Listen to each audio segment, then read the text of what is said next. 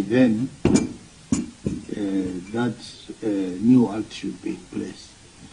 I am not seeing that happening in the current circumstances because of we are now almost middle of August. So taking the bill there, county assembly doing public participation, then now the holidays kicking in, I am not sure. Chair, that is from the side of the executive, because we already have a draft on all these issues. So that is from the side of the executive. Then we shall therefore submit to the county assembly, and who some of the members are here, and Chair, on these issues we've been working together with county assembly on the changes that are being experienced in the Department of Education as regards education matters generally, and therefore we are working together with them. Chair, it's possible to fast track it because we know what we want to change. Like now, the previous act was talking of help loans for university loan students, which we just have made, because we want to include scholarships, school program, feeding program, digital learning, as she has said, but we can push it back. It's possible because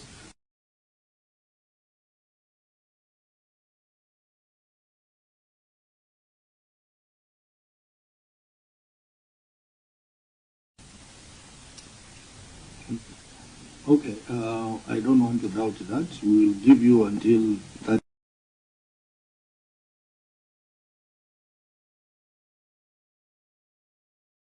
You know you are on record. This is a house of record. You will revisit the matter then. So that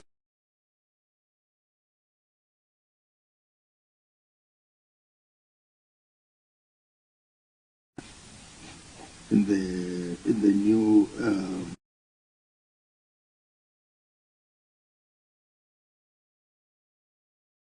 starting with the query on anomalies in bursary payments. Thank you, Chair. Paragraph 2 on anomalies in bursary payments. The statement of receipts and payments for the financial year ended 30th June 2024 reflects 88,637,800 shillings in respect to bursary payments as detailed under Note 10 of the financial statement. The following anomalies were, however, observed.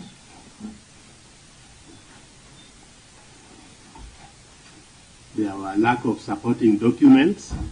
The bursary disbursements of 88,637,800 were not supported by the following important documents as is required. A. Application forms that confirm beneficiaries made application for the bursaries. B. Approved or vetted list of beneficiaries from the wards. C. Bursary application register with names and schools. D. Approved bursary policy.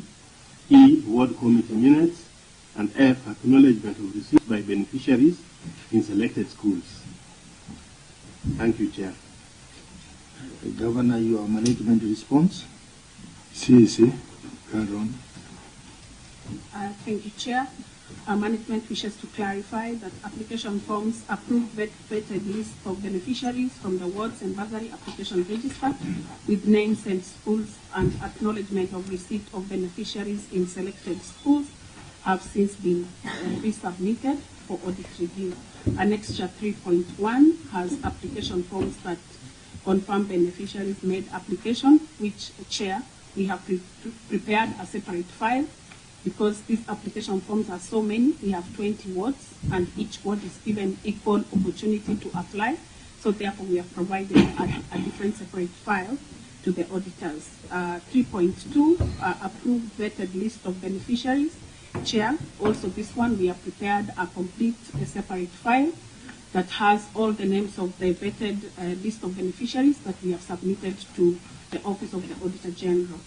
Item number 3.3, bursary application registers with names and schools. There is also a separate file, Chair, of sampling this because there are so many.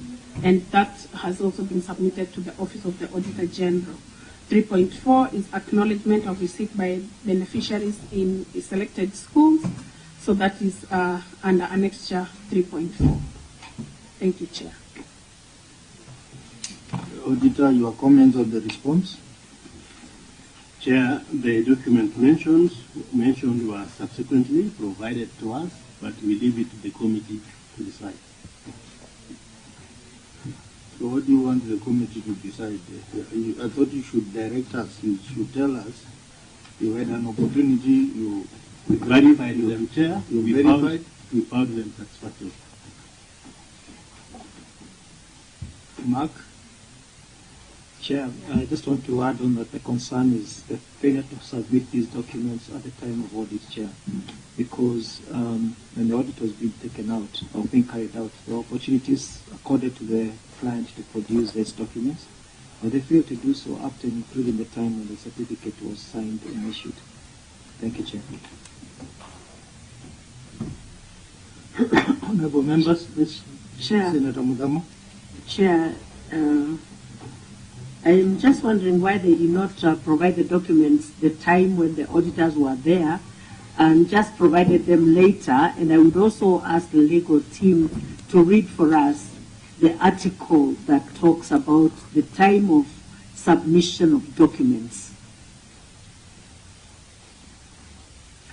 Chair, before the legal counsel reads out the relevant section of the law on late submission of documents, you know, Chair, this bursary exercise is not something that happens from the blues, Chair. It is procedural. By the time you're even paying these monies to schools, there must have been application forms in place that people applied. There must have been a bursary register that indeed you are confirming as a county or that fund committee literally received these applications. There must be the approval and the vetting. How are you guys paying without these documents? Because if you submit later, it tells us, this committee, that these documents were not there at the time of the audit, and that you just gave bursaries without any documentation. You can't convince me now that what you brought before the Senate today was available then, or you paid before this was available. So even as we talk about its submission, you want to know how authentic are your documents now. Thank you, Chair. Senator Kusa. Chair, I want to add from where Senator Nyamira left. We want to find out from the auditor, did you verify the list? I mean,